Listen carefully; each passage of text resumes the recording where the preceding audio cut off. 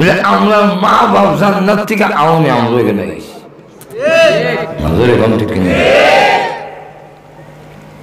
London America ওয়াজ করলে যাবার বুঝাইতে খুব সোজা। আপনাদের জকিগঞ্জেরও অনেক লোক লন্ডন আছে, তো অনেক ছেলের জন্ম হয়েছে লন্ডন, যেখানে বাড়ি জকিগঞ্জ মা তো জন্ম হয়েছে ওই লন্ডন, তো জকিগঞ্জ বাড়ি হলে আমার মা বাপ জকিগঞ্জ থেকে গেছে।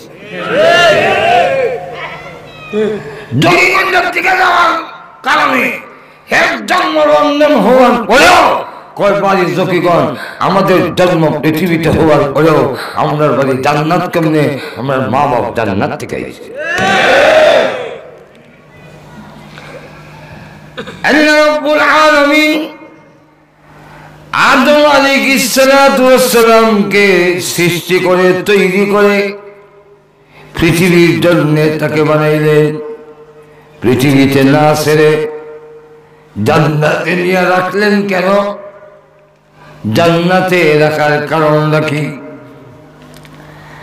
ডাইরেক্ট যদি ছেড়ে দিতেন আদম আলাইহিস সালাতু ওয়াস সালামকে জান্নাতে ঢুকাইয়া যদি না ছাড়তেন, আমরা কেউ জানতাম না মৃত্যুর পরে আমাদের গন্তব্যস্থান কোথায়, জানতাম না আমাদের ঠিকানা কোন জায়গায়, আমরা বুঝতাম না। আল্লাহ পাক আদমকে জান্নাতে রেখে দুনিয়াতে ছাড়ার কারণে আল্লাহ পাক আমাদের গন্তব্যস্থান নির্ধারণ করে তারপরে ওনাকে দুনিয়াতে ছেড়েছে।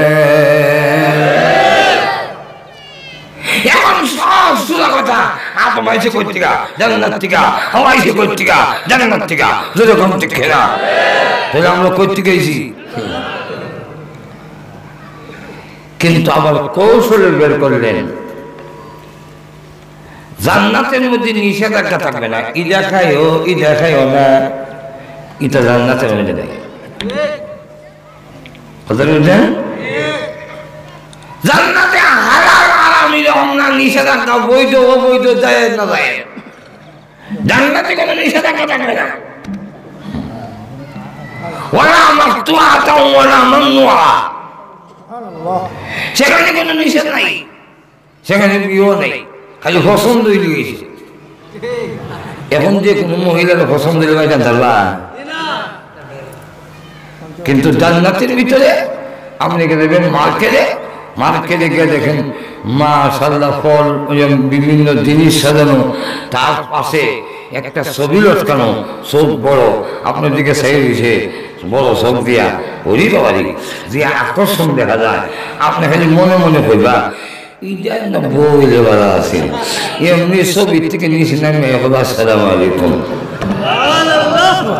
আমার পছন্দ লাগছে নি বাতিয়ে দাও।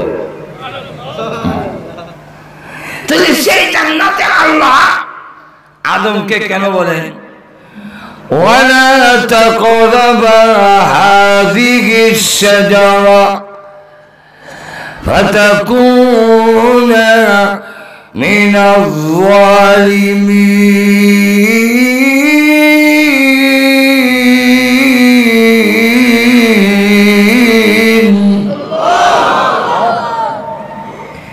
এটার কাছেও দেয়, এটা কেন?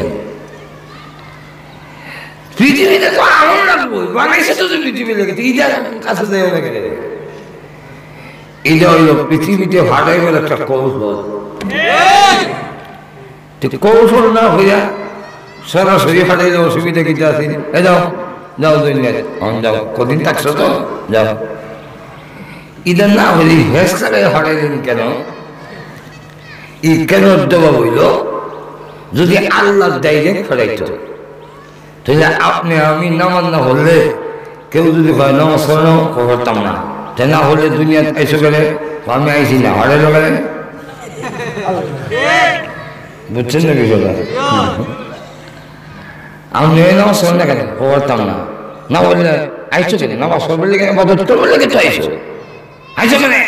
আমি আইসি না হারে গেলে আমি ওই সামনে হটাও, মাজুর এখন ঠিক না এক্সাম্পল আপনার একটা ছেলে স্কুলে যেতে চায় না ইদারে কি যায় মোবাইল নিয়ে স্কুলে দিয়ে এলো পারে না গাল ভুলাই ওইটা সাথে ক্লাসমেট আর একটা হয় এই পড়াস না পড়তাম না না বললি স্কুলে এসে ওখানে আমি আইসি না আমাদের কি যায় মোড়াই দিল ওখানে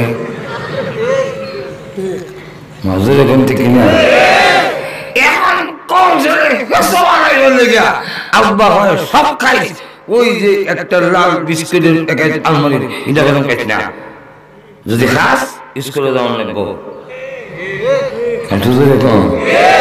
আব্বার মনে মনে কি তা খাইতো নি না বিলে জি না বিলে আব্বার মনে কি তা খাইতো না কেন খাইতো স্কুলে খাইতো তাইলে জবান দা যেগুলো খাইছি না এটা হইলো হেসে বেলাইতো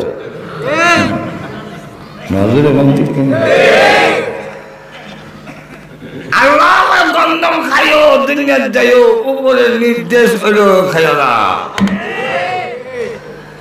এখন বাবা সুযোগ দিছে আর ছেলেও তালাশ করতেছে কোন সময় সুযোগ বিস্কুটটা খাইতাম যেই মাত্র বিস্কুটটা সিরা দুইটা খাইছে আব্বাইয়ের দুইটা হয় না করছিলাম না খাইছি না খাইছে যখন স্কুলে যা না করতাম উনি যাইতাম না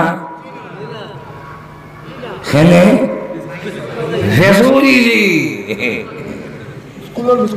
ও খাই ভেসু করছো তো এখন না করতে যেতাম না তুই বিস্কুট খাইতে না করতাম না এখন স্কুলে আব্বার আঙ্গুল ধরে ধরে যায় আর কান্দে হ্যাঁ হ্যাঁ হ্যাঁ মারছো না কিন্তু কান্দে কেনে ই কান্দার অর্থ হইল বিস্কুট খাইছিলাম বিস্কুট খাইয়া কান্দে আজ বলেছে মুখ কান্দে কেনে গন্ধ খাইয়া কান্দে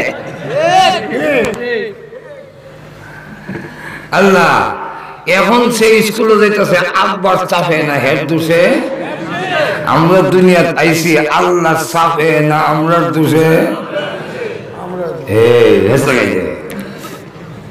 এখন স্কুলে যাওয়ার পরে তার ক্লাসমেট একটা যদি হয় খরচ না খানে এদের ঘর পড়তাম না না হলে স্কুলে এসে ওখানে এখন আর কোনো সুযোগ নাই কিলে মুড়াইয়ে দিল ওখানে তুই তুই বিস্কুট খাইছিস এখানে মাজুর এখন ঠিক কিনা আমরাও আল্লাহর ইবাদত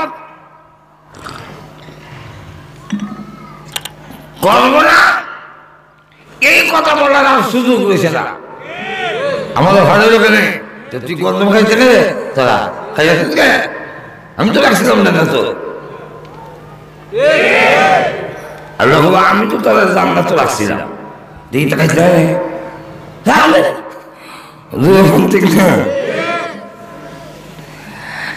মূল কথা লম্বা হলে অনেক লম্বা হয়ে যাবো আমার সময় ধরে যেতেছে আল্লাহ রাব্বুল আলামিন জান্নাতে আমাদেরকে রেখেছিলেন সেখান থেকে দুনিয়াতে ছেড়েছেন জান্নাত বর্তমানে কোন জায়গায় আছে 7 আসমানের উপরে আর আমরা যেই জমিনে আছি এটা 7 আসমানের নিচে আর দুধরে গণ তাহলে জান্নাতের তুলনায় আমরা মহাগাতার মধ্যে মহাগর্তের মধ্যে আছি জান্নাত অনেক উপরে আমরা অনেক নিচে যদি আপনাদের এলাকার কিছু লোক গহীন গাতার মধ্যে পড়ে যায় তাহলে উদয় কেমনে জোরে কোনার কেমনে উদয় তো তখন রশ্মি দিয়ে বড় করে ধর